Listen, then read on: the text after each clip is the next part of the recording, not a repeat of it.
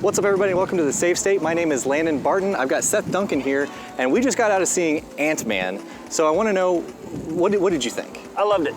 Yeah? I wouldn't put it as high on my list as like Avengers, but it's up there as far as entertainment. Absolutely will buy it. Absolutely will watch it on an afternoon. Yeah. So what I took away from this was that Paul Rudd is basically, again, the most likable person you'll ever see on screen. Between him and Michael Pena, if you don't love him already, funny. he is by far my favorite part of this entire movie. Every scene that he's in is gold. Yeah, like absolutely. It's so funny. What do you think of Ant-Man as a hero? Does he capture you in the same way that maybe Iron Man does, or Captain America, or anybody else that's in the Avengers? You know, I didn't feel quite that same magic, and I'm not really sure why. Okay. To me, it felt a little bit like Iron Man meets Honey, I Shrunk the Kids. But there were a few scenes. Oh yeah.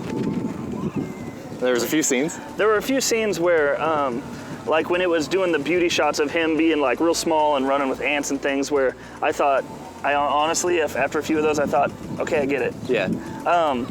But like, the characters made it for me, not necessarily the superpower of it. Sure. But he, as a person, was amazing. It was extremely compelling. Yeah. And so, for me, as a comic book fan, I'm not as huge into the Marvel franchise, but I do know enough about Ant-Man to have gotten excited about a lot of this stuff, especially the fact that Hank Pym in this movie, played by Michael Douglas, is a complete asshole the entire time. And it's amazing, because that's exactly the way he was in the comics. You know, he was just a complete jerk, and then Scott Lang, much more likable character in this film, starts off as a burglar, if you will, and then not a robber. Becomes the Ant-Man, and that transformation, that character development is extremely compelling and really, really fun to watch. Absolutely. Michael Douglas was great.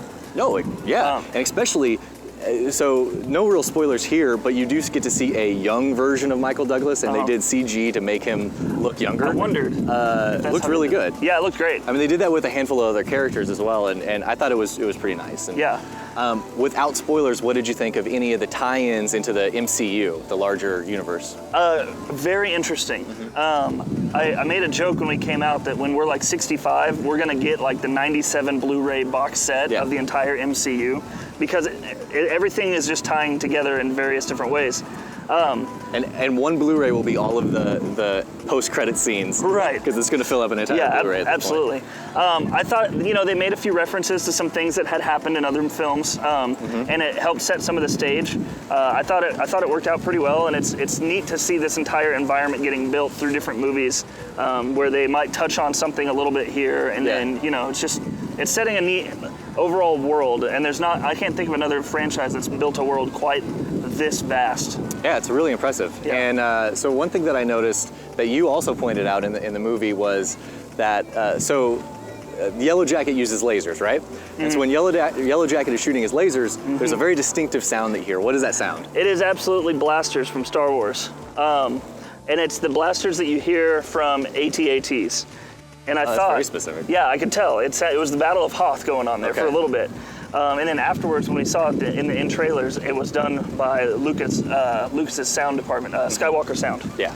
So it makes sense. It's all owned by the same people these days. They're gonna might as well take advantage of it. Yeah, absolutely. I mean, why not? So, are you excited? There are full disclosure here. There are two in post-credit scenes. There's one like halfway through the credits, and then there's one that's truly at the end of the credits. And you should see them both. Stick around for both of them. Yeah. Does that get you excited to continue within the Marvel, within the Ant-Man universe? I'm excited to see more MCU stuff. Like I said, Ant-Man to me is not something, like, he's not my prime guy necessarily. Sure. I think he fits in really well with the rest of the Avengers. He does fit in really well with the rest of, especially he's such a likable person. Yeah, he's super likable, it's super fun. I'm excited to see it all, and to me it's just like, it's neat.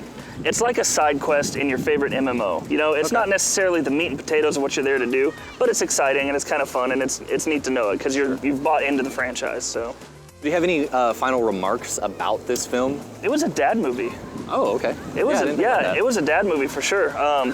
It pulled on some of the dad heartstrings a little bit too. And more or less than Interstellar.